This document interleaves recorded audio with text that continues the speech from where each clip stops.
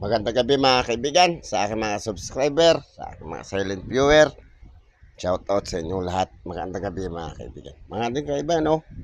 Meron akong lahat na dalawang paper bill, oh.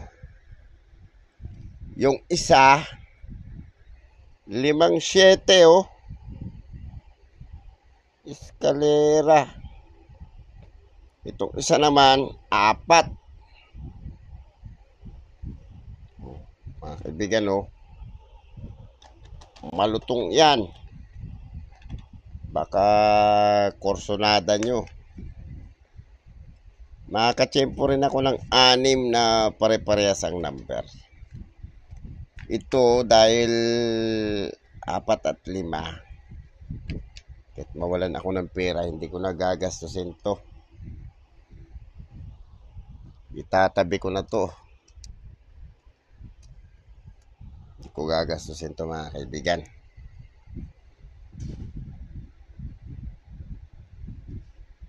Kasi bibihira ka makakita nito. 4. Lagi ko nakikita 3 lang eh. 4, ito 5. O, diba? Tsaka pares pa sila ng initial. KJ.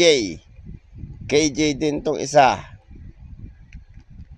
Machichimpuhan ko rin yung pare-pares ang number.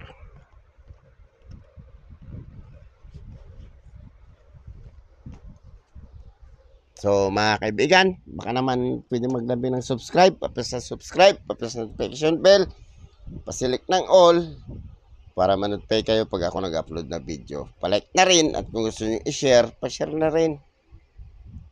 Ito nga pala mga kaibigan, pag-usapan natin ngayon, oh. Ito'y pera ng Saudi Arabia. Pag-usapan natin yung hari ng Saudi Arabia. Si Fahd bin Abdul Aziz Al Saud.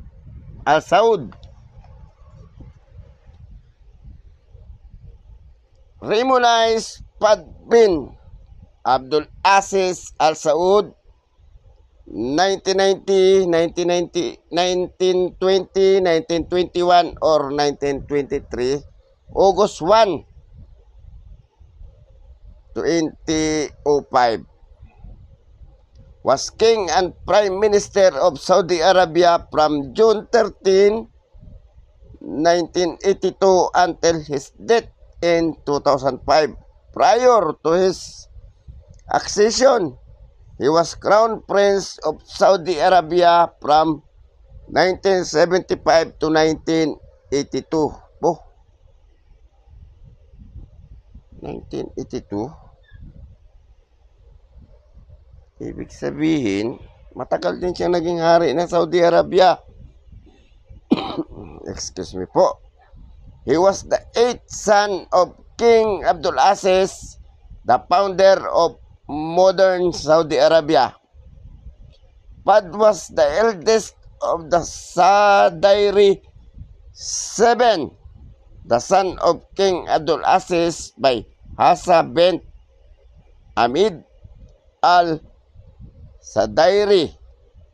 He served as Minister of Education from 1953 to 1962 during the reign of King Saud. Afterwards, he was Minister of Interior from 1962 to 1975.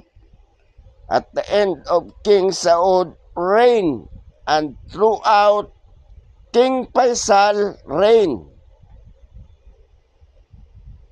he was appointed Crown Prince when his half-brother Khalid became king following the assassination of King Faisal in 1975.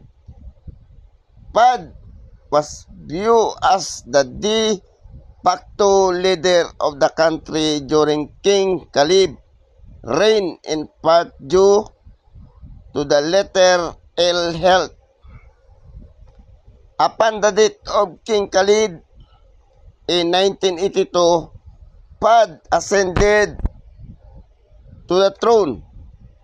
He is credited for having introduced the Basic Law of Saudi Arabia in 1992, he performing his full official duties, his half-brother Crown Prince Abdullah served as de facto regent of the kingdom and succeeded Fahd as king upon his death in 2005.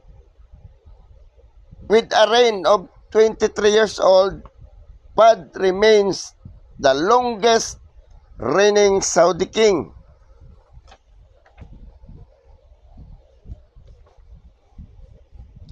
Fahd bin Abdulaziz was born in Wild Town of Riyadh in 1920, 1921, or 1923.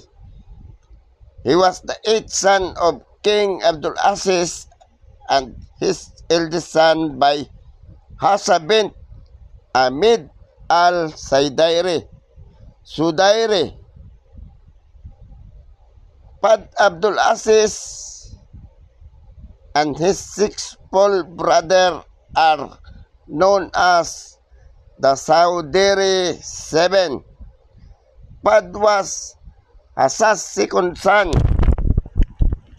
His elder half-brother Abdullah bin Muhammad was his brother only son from his previous marriage to Prince Muhammad bin Abdul Rahman, Fahd paternal uncle. Fahd education took place at the Prince School in Riyadh, a school established by King Abdulaziz specifically for the education of members of the House of Saud. He received education for 4 years as a result of his mother Orging. While at the Prince School, Fahd studied under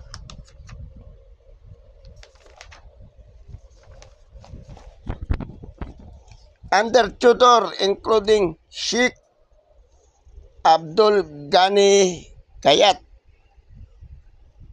He then went on to receive education at the Religious Knowledge Institute in Mecca. Prince Fahd was made a member of the Royal Advisory Board of his mother Orging. In 1945, he traveled on his first state visit to San Francisco for the signing of the Charter of the United Nations. On this trip, he served under Prince Faisal, who was at the time Saudi Arabia Foreign Minister. Fahd led his first official state visit in 1953, attending Saud. On December 24, 1953, he was appointed as Saudi Arabia's first education minister. Suwail, Saudi Ambassador of the United States. Prince Fahd led the Saudi delegation to the League of Arab States in 1959, signifying his increasing prominence in the House of Saud and his being groomed for a more significant role. In 1962, he was given the important post of Interior Minister. As Interior Minister, he headed the Saudi delegation at the meeting of Arab head of state in Egypt in 1965. At the beginning of King Faisal's reign, Prince Fahd became a member of the council which has been established by the king to guide the succession issues. On January 2, 1967, Prince Fahd survived an assassination attempt when an explosion occurred in his private office at the ministry. He was not there during the incident, but the explosion injured nearly 40 staff of the ministry. Prince Fahd was named second deputy prime minister in 1967 when King Faisal established the office. The post was created upon the request of Crown Prince Khalid due to the fact that the himself did not want to continue to preside over the Council of Ministers. King Faisal was not very enthusiastic about the appointment of Prince Fahd to the post. Between October 1969 and May 1970, Prince Fahd was on leave, which was regarded by NADA sa plan as a education of major confrontation in the government. One of the reasons of this confrontation was the disagreement between King Faisal and Prince Fahd concerning security policy, because King Faisal accused him of being late to implement severe measures to arrest those who had contact with the Popular Front for the Liberation of Palestine, attack and damage the Saudi-owned Transition Arabian Pipeline in the Golan Heights on May 31, 1969, and also was planning a pilot against the king. During his absence, which was reported by officials as a medical leave, Prince Fahd stayed in London and then in Spain, where he spent the time on gambling and leisure. King Faisal sent him both Omar al-Sakaf, his envoy, and several letters asking him to return to the country, but Prince Fahd did not follow his request. Prince Fahd was made the head of the Supreme Council on Petroleum in March 1973 when was established by King Faisal. However, the relation between King Faisal and Prince Fahd were still strained due to Prince Fahd gambling visit to Monte Carlo, Monaco. In education, Prince Fahd was not a supporter of the oil embargo, which they regarded as a potential threat to the relationship between Saudi Arabia and the United States of America. Because of this and other disagreement, King Faisal had planned to remove Prince Fahd from the post of second deputy prime minister, which was not materialized by the king. So, yun ang naging buhay ni King Fahd bin Abdul Aziz Al Saud. So, mga kaibigan, naman pwede maglambing ng subscribe,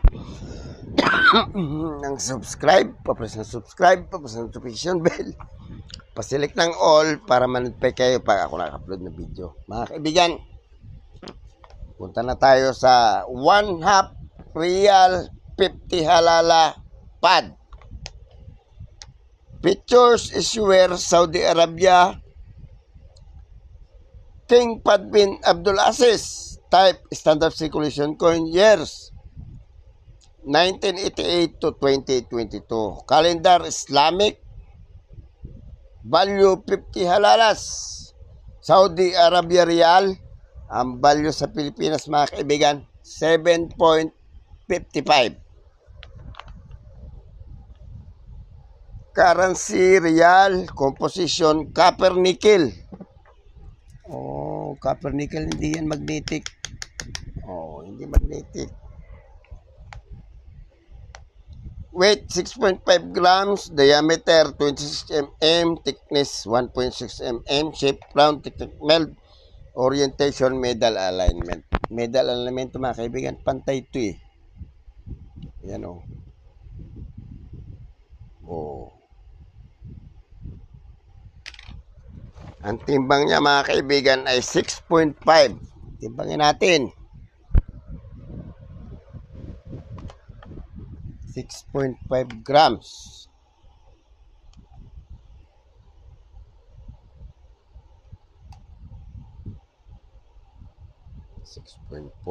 Ay, circulated to 6.4 talaga. 6.4. Circulated tong coin na to eh. Punta tayo sa obverse. National Emblem of Center Lettering around Arabic.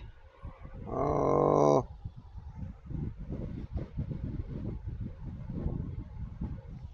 Ibig sabihin, ito yung obverse niya. Ang reverse naman, ito yung obverse niya. Ito yung obverse niya. Ang reverse, the denomination with the date below.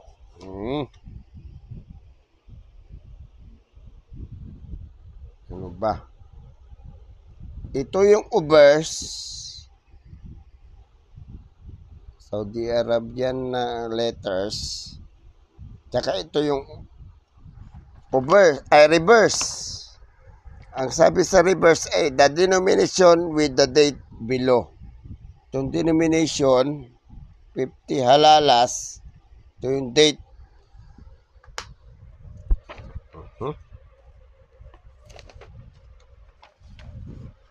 Mga kaibigan, ito ay 1, 2, 3, 4.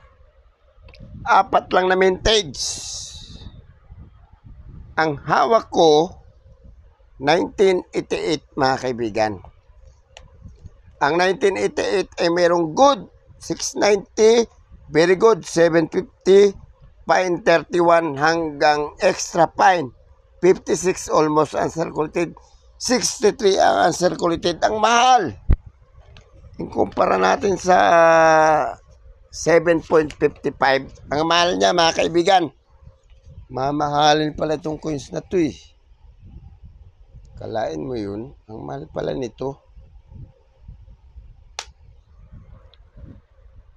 Tapos walang presyo ang dalawang 1998. Ang sabi dito, main set.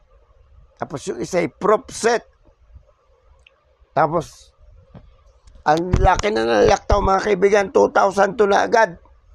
Ang 2,002 naman, medyo may kamahalan din. Fine, 27 hanggang extra fine. Almost uncirculated hanggang uncirculated, 64 ang mahal. Ang mahal niya, mga kaibigan. Napakamahal pala ng coins na to. So mga kaibigan, baka naman pwede malambing na subscribe, papress ng subscribe, papress ng notification bell, paselect ang all para ma-notify kayo pag ako nag-upload ng video. Palike na rin para mas maganda. Pa-share na rin at para lalo pang kumalat ang aking video, mga kaibigan. Maraming salamat, mga kaibigan. Magandang gabi.